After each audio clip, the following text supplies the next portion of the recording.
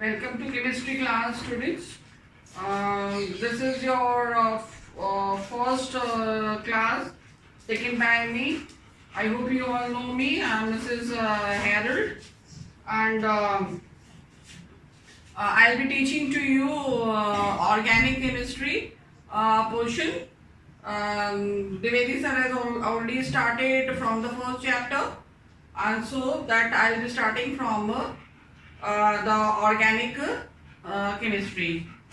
So you can follow the syllabus given by council as reduced syllabus for this year, and then according to that I'll be taking it up. So you will see many things which are given in the book but are not in the syllabus. So prepare for only that portion which is given in the syllabus for your examination.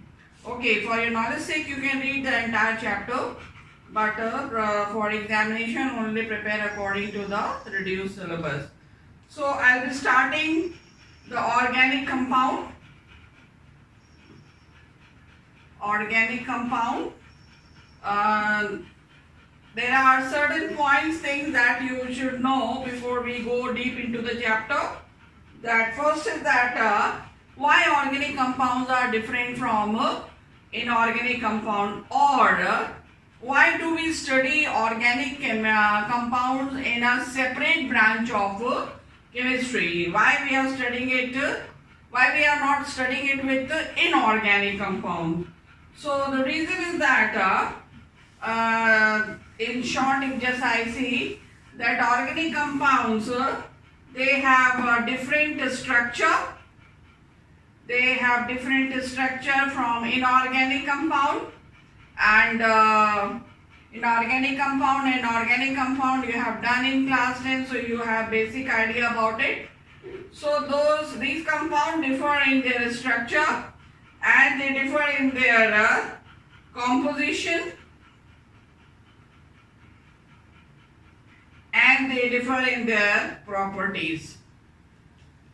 So structure is different, composition is different, property is different, and so they are kept separately, and so we can easily study them in detail, and so that's why they have been kept, all organic compound, in a separate branch of chemistry, that is organic chemistry. So we'll see certain points that why organic compounds must be studied separately from the inorganic compound. So first thing is that they have large number. There are so many. It is found that there are millions of, about 5 million I read, where there are about 5 millions of compounds, organic compound, and almost 90% of that is compounds what we have in chemistry, that is they are organic compounds. So large number of compounds, whereas inorganic compounds are not having so much big number, and so large in number, so that's why already they are separated in a different branch. So then second point is their composition. Composition, if we see, you have studied that they are mainly consist of carbon and hydrogen, and sometimes they have oxygen, also nitrogen is also seen in them, sulfur, phosphorus, and halogen. Halogen, you know, chlorine, bromine, and iodine. So these elements are common in them, and their composition is different, whereas inorganic compound do not essentially have carbon, hydrogen, and oxygen, but organic compound will be essentially having carbon, hydrogen, and oxygen. Now the third point is complexity. Complexity of molecule. The molecule is very complex. You will study later on different organic compound, and you will find that some are having very complex, complicated structure, very high molecular weight, a long chain, quite big compounds, and so complexity of the molecule. Then properties, their properties depend upon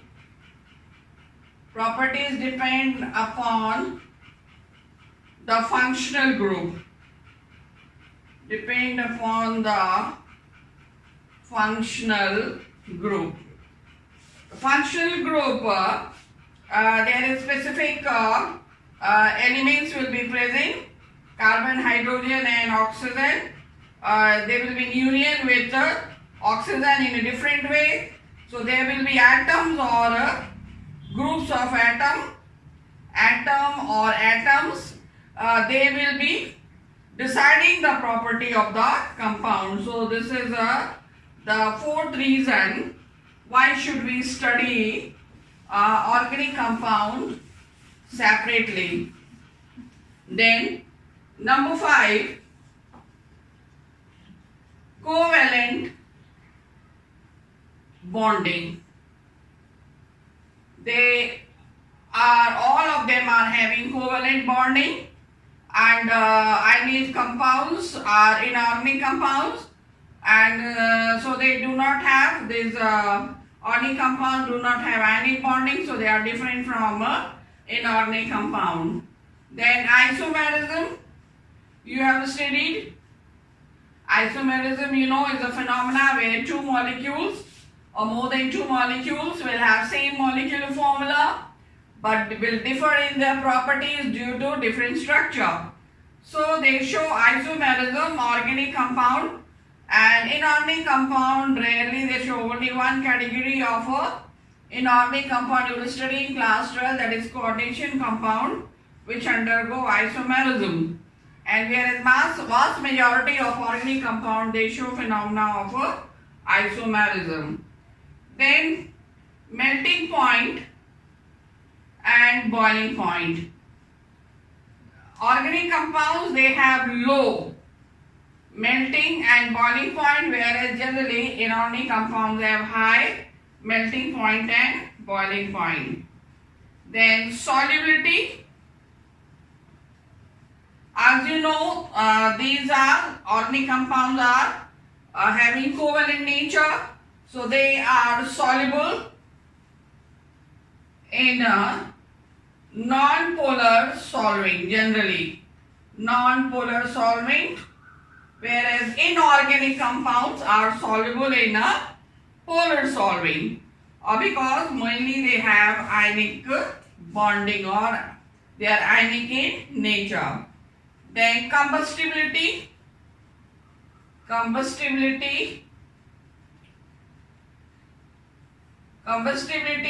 Here, that is, organic compounds can easily show combustion, but inorganic compound hardly undergo combustion. And the reaction,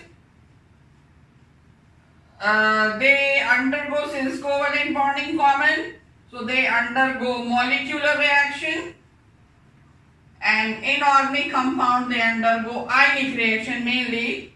So in them, because molecular reaction, so it is slow, it takes time, molecules splits into atoms or maybe forming ions, and then reaction will be proceeding. So in case of organic compound, reaction is slow as the reaction is molecular in nature, whereas in inorganic compound the reaction is faster because reaction is ionic.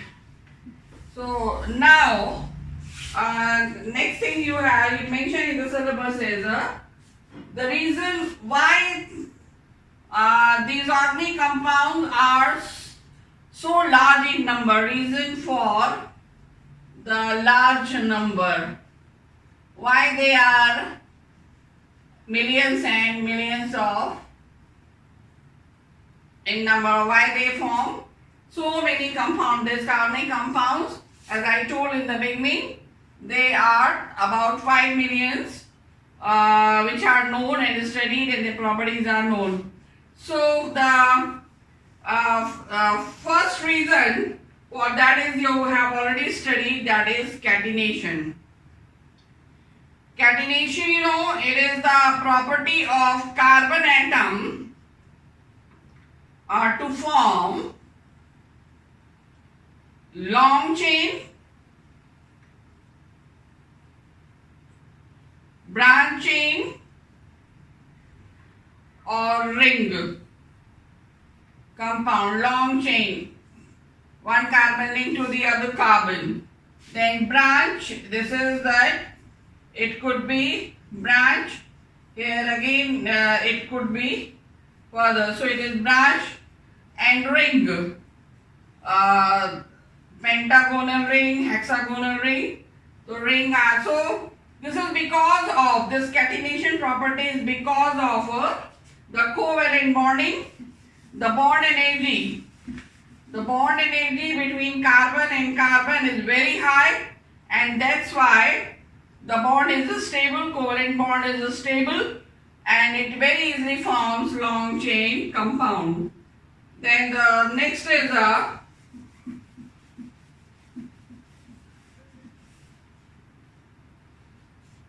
its capability to form multiple bond. Capability. Second point is capability to form multiple bond. Multiple bond means double bond and triple bond. So it can form carbon-carbon single bond, carbon-carbon double bond, you know, carbon-carbon triple bond. Not only with carbon and carbon, but also carbon and oxygen, carbon and nitrogen, triple bond. So this double triple bonds, which it is forming with another carbon or with a nitrogen or oxygen or any other element you will study later on. And so because of that, also they are forming a number of compounds, and so they are able to form large number of compounds. Now the third, and this multiple bond which is this capability to form multiple bond, it is due to number one, it's a small size. A small size. It means here carbon atom. Carbon atoms, a small size, it is able to form very easily multiple bond, and its tetravalency. Tetravalency. This tetravalency is very important. You know, carbon has atomic number 6. According to class 10th, if you write configuration, will have 2 and 4. 4 electrons are in the valence shell. So you will see that later on that all these 4 electrons are forming 4 bond around it, tetrahedrally and in various shape. Not only this, tetrahedral, trigonal, linear, various kinds of this. So 4 electrons in the outermost shell means tetravalency. And so you will study later on how these 4 electrons in the outermost shell are able to form different types of compound with different shape and different structure. Now the third point why they have the large number, that is isomerism. Isomerism, little idea you have, 2 compounds or more than 2 compounds having same molecular formula but differ in their properties. If you see this compound C2H6O, this can have this formula and this can have this formula also. So both are having this molecular formula, but this is ether and this is an alcohol. This is ethyl alcohol. So these 2 compounds are different, their properties are different, the structural formula is different, but molecular formula is same. So they show phenomena of isomerism. Now the classification of organic compound. So if a flow chart I draw for you, first is your closed chain, you know that very well, closed chain, or first I start with open chain, the straight chain also you can say, when chain is open from both the end, open chain, that is also called acyclic. Like methane, propane, butane, that single chain, open chain, that is. This you know, this is butane. Chain is open from both the sides. Then closed chain,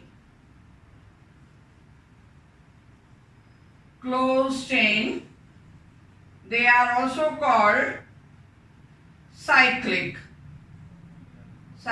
or ring. Then closed chain are of two types, homocyclic, this is also called carbocyclic, and this is called here second kind, heterocyclic. Homocyclic means when the ring compound, like you have this carbon, carbon, carbon, carbon and hydrogen, each carbon associated with hydrogen, hydrogen, hydrogen and a double bond. So everywhere you have in the ring carbon atom. And heterocyclic, when you have every corner is showing carbon, you know, but at one corner that is nitrogen, and with a, this is called pyridine, and this is a cycle ring also, or you can draw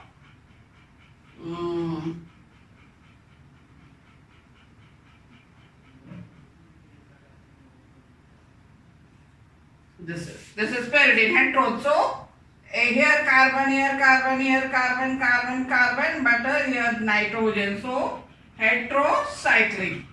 Then homocyclic. This is homocyclic. Homocyclic is of two kinds. That is alicyclic and aromatic.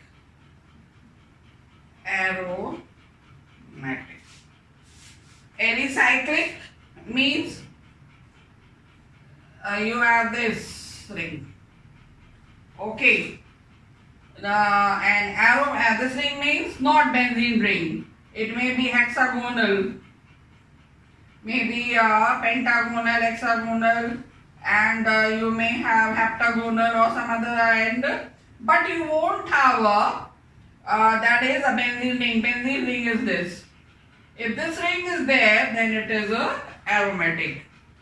So this is the classification. Now some terms you are supposed to know, that is, first is hydrocarbon. Hydrocarbon means compounds of carbon and hydrogen mainly. So these hydrocarbons, these compounds are of two types, saturated and unsaturated. You have studied this in class 10. Saturated means carbon-carbon single bond they will have. And unsaturated means, you know, carbon-carbon double bond or carbon-carbon triple bond. Alkene and alkyne. Here it is alkane. Example you know. And so these saturated one, these if I talk about, in that you should know about the primary carbon, secondary carbon and tertiary. So just see here, if this is the chain The carbon which is present at the terminal, that is primary carbon. Or you can say a carbon which is neighbored by only one carbon on one side, that is primary. If I give you this branch, then this is primary carbon, this is primary carbon, this is also primary carbon. Okay, so primary carbon is present at the terminal. Then the carbon which is neighbored on two sides with a carbon atom, with carbon atoms, then it is secondary. So this is having on two sides carbon atom, so this is secondary, this is also secondary. And carbon which has on three sides carbon atom, then that is your tertiary. And a carbon atom which is surrounded on its all the four sides by carbon, that is quaternary. That carbon is called quaternary carbon. So this carbon is primary, so here hydrogen attached are 3, here also 3 and here also 3. But here will be only 1. So this is primary carbon, so all these 3 hydrogens will be called primary hydrogen. Remember that we'll be using this later on in the mechanism of the reaction. In the same chapter you have to do. So this is primary carbon, so these 3 are primary hydrogen. This is tertiary carbon, so this hydrogen is a tertiary hydrogen. This carbon is a secondary carbon, so this hydrogen and this hydrogen, these 2 are a secondary hydrogen. This carbon is quaternary, but it has no hydrogen, so quaternary carbon has no hydrogen atom. Now, the next thing you have to know, the functional group. Functional group is the atom or group of atom that decides the property of the organic compound. It is atom or group of atoms that decides the properties of the compound. You have studied some example. OH, alcohol. So a compound which is having OH group, its property will be due to OH group. Aldehyde, you have studied that. Carboxylic acid and so on. So that is your functional group. Then the next term which you have to know, that is homologous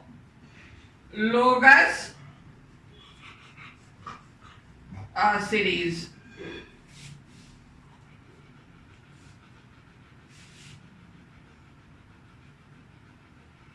Homologous series only you have to do, nothing else there. And so homologous series means that organic compound, as we have seen the classification, there is some family members. So some group of compounds are kept in a family, that is, and the members of the family, they will be having that organic compound in a family, like you say aromatic, heterocyclic or something like that. Organic compound in a family will have same or almost same properties. Same or almost same properties is homologous series. If you talk about the organic compound which are there in that particular family, which have the same or nearly same property, and their molecular formula can be obtained from a general formula. you have studied like CnH2n plus 2. This is for alkane. So methane, which has one carbon, its formula can be obtained from this general formula. If N is 1, then here H will be 4. You know that very well. For alkene you know, for alkyne you know, for alcohol you know. And so their molecular formula can be obtained from their general formula. So when these organic compounds are arranged, these members, these organic compounds are arranged in their increasing order of molecular weight, then the series which we obtain, that's arranging them in the increasing order of their molecular weight, that series is called homologous series, and each member will be called homolog. So like methanol is the first member of alcohol homologous series. C2H5OH is the second member. C3H7OH is the third member. So this is here. Now you will see the characteristic of the compounds which are present in this series, or you can say characteristic of homologous series. So first is that they have same functional group. They have same functional group. Then their physical property are similar or almost similar chemical properties. Then they can be represented by, or here simply represented by, they can be represented by general formula. Then two consecutive members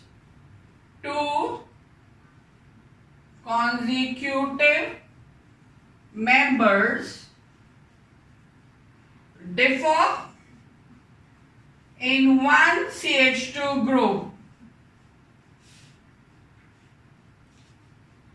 in their molecular formula. See the example. Methanol you have studied, and ethanol you have studied. Ethanol is this. So differences of CH2 between these two consecutive members.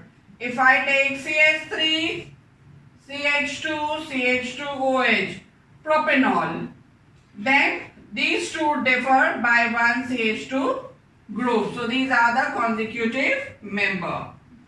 Then consecutive members, that two consecutive homologs, they differ in, or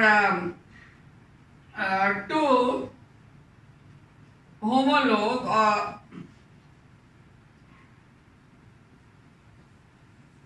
differ by 14 atomic mass unit. CH2 group, carbon is 12, hydrogen is 2, so altogether 14. Differ by 14 AMU in their molecular weight from its neighbor's molecular weight. Two homologs differ by 14 atomic mass unit in their molecular weight from than that of the molecular weight of its neighbor. Then their physical property, next point, their physical properties can easily follow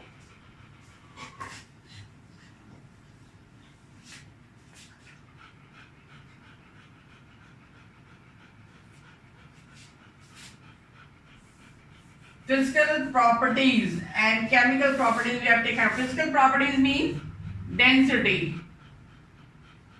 melting point, boiling point, etc. So physical properties, they show a regular variation in a descending or ascending the series. If you move from top to bottom, that is descending, then physical properties may vary regularly. Then if you move from top to bottom to top, ascending, then also you can see the regular variation. Then they can be prepared by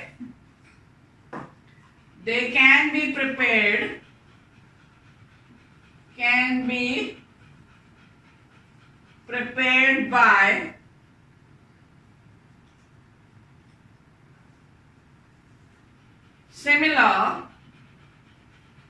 methods, and the similar methods are called general methods. So this I have taken here, I have jotted down the points here which I have to cover because syllabus is reduced, and so in the book you will find it in very much detail. So these are the points which you have to only prepare for examination point of view. So next I will be teaching to you nomenclature of organic compound. So till then, bye.